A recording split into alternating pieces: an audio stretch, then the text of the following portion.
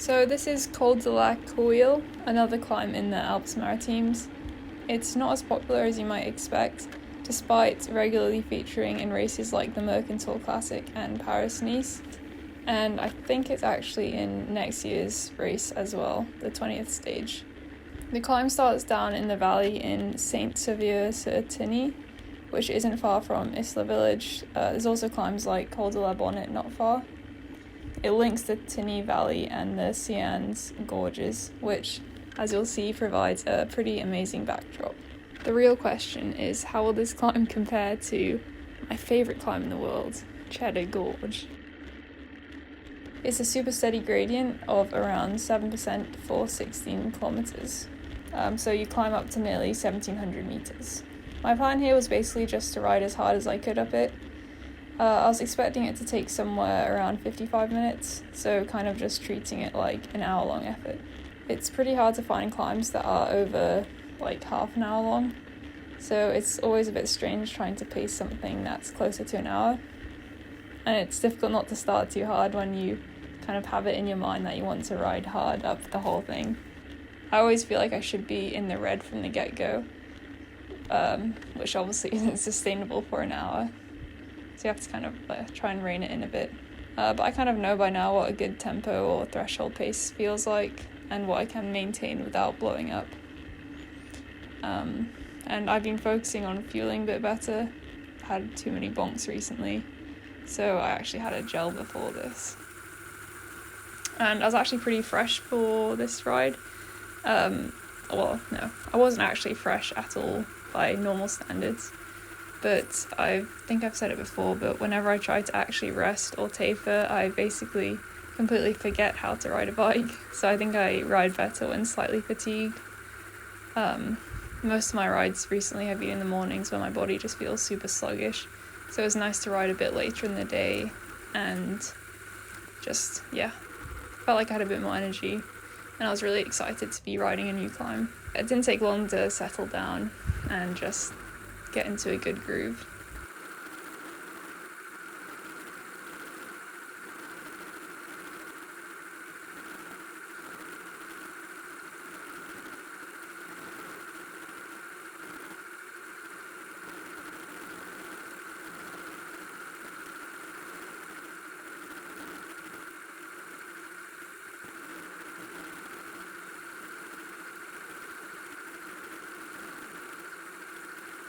I couldn't get the data to sync very well, so I think the numbers showing are about 10 seconds ahead of the video.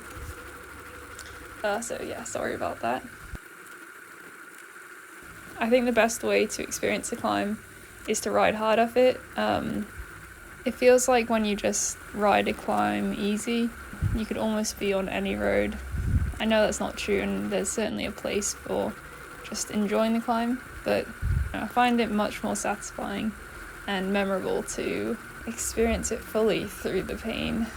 Phil from Bike Racing Without Mercy said something along these lines in his latest video about it not being in his nature to go easy up climbs, and that really resonated with me, and it just feels like kind of you're doing justice to it by giving it your best you can at the time.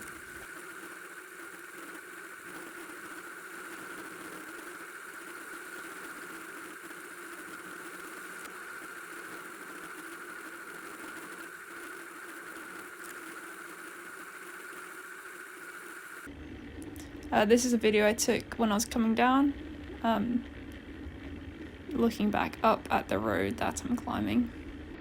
So I'm just descending now in the gorge, and I think it's right up there is where the road was. It's pretty cool.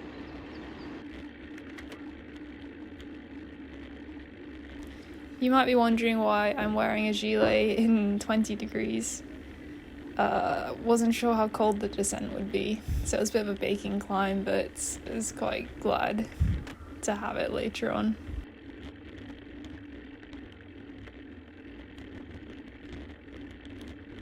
There's pretty great views all the way up, particularly the middle section here, where you can see the road below you that you just climbed.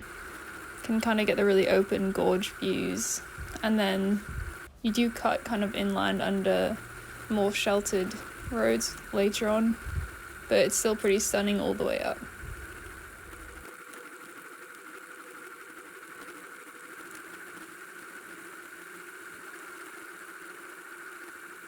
There's, I think, 3-4 tunnels in fairly quick succession. It's always a bit jarring riding through them, especially with sunglasses on. I'm never sure if I'm going to go smashing through a hole or something. Not such a fan of that.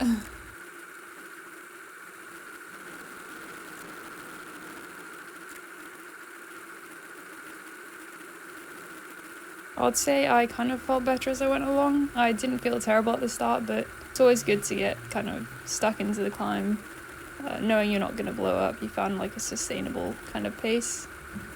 And yeah, time was absolutely flying by. Like, it really didn't feel like a 51-minute climb. Probably partly to do with fueling a bit better and having a good mental attitude.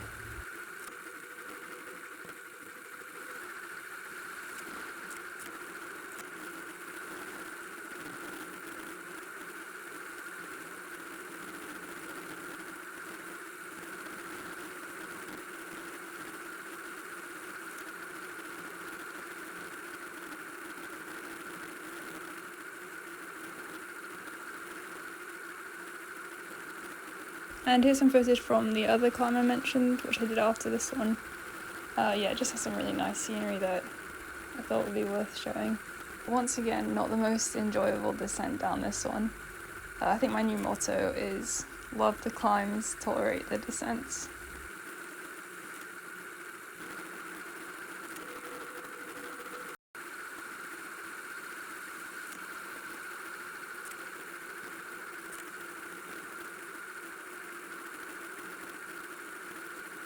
The following day, which was actually today, I rode up Col de la Lombarde, sorry, which is just up the road from the Isola side, so it climbs up a fairly major road up to the ski resort at Isola 2000, which pros sometimes use for altitude training. On paper, it's a very similar climb to this one, but it's quite a drastically different road, quite steep at the start, but the road itself is what really makes it different. It feels a bit like outdoors, so it's a fast road to ride on, although the traffic was like eerily quiet, which is quite surprising. And then after you go through Isola 2000, it narrows quite a lot and you get some really great views as you climb up and over to Italy. That was also a really fun climb, but this one was probably the more memorable of the two, and it was also just the better effort. Top of Col de Lombarde. Yes.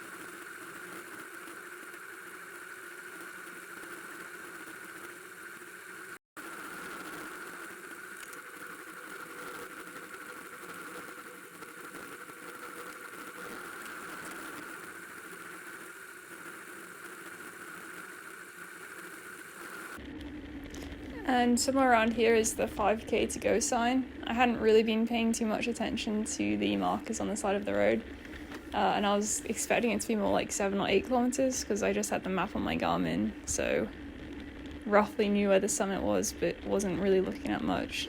So it was a bit of a nice surprise.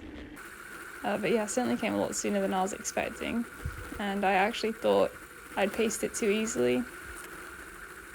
But I tried to speed up and I just couldn't really, so I think I probably paced it pretty well.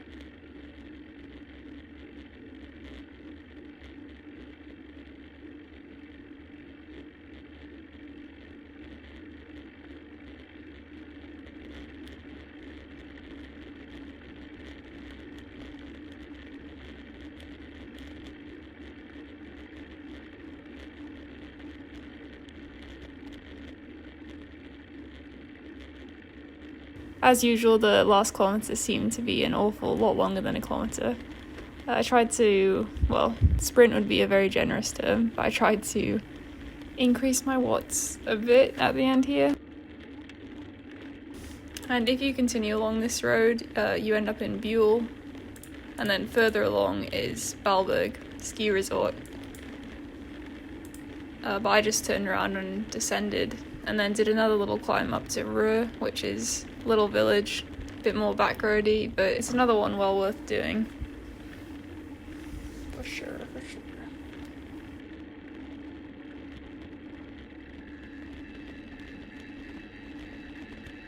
And yeah, that's the summit. I was just really happy at the top just because I enjoyed the climb so much. I was happy with the effort, but also not completely dead. Yeah, it was just such an awesome piece of road. I actually gave a summary that you can't hear any of, which is probably a good thing.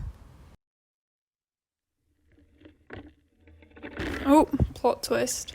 Unfortunately for you, I was having such a good time, I had to record this horrific clip, which I've made small because nobody wants to see that disgusting face. Near the top of the col, that was really, really good. Really quiet road, steady gradients, and really, really beautiful views. Quite hot, probably didn't need this gilet and arm warmers I've got, but always good to have an excuse of unaeroness and extra weight. And I mean, it's quite a long and slow descent, I think, so could very well end up needing it. But yeah, look at that. Cuts through a gorge, bit of a drop on the side towards the bottom, so be watching out for that. But yeah, that was really good, happy with how I paced it. Legs were okay, and very fun, very fun. I actually descended for about 30 seconds and then put my arm warmers on. So yeah, good decision there.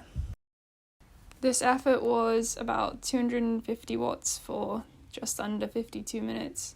So about 5.2 watts per kilogram, around there anyway. So I was quite happy with that. Kind of meaningless, but there you go. All in all, not just the climbs, but the entire ride was an absolute blast. Looking forward to watching them race up it in the Tour de France next year. I think it's a summit finish, so it'll be fun to see it in action.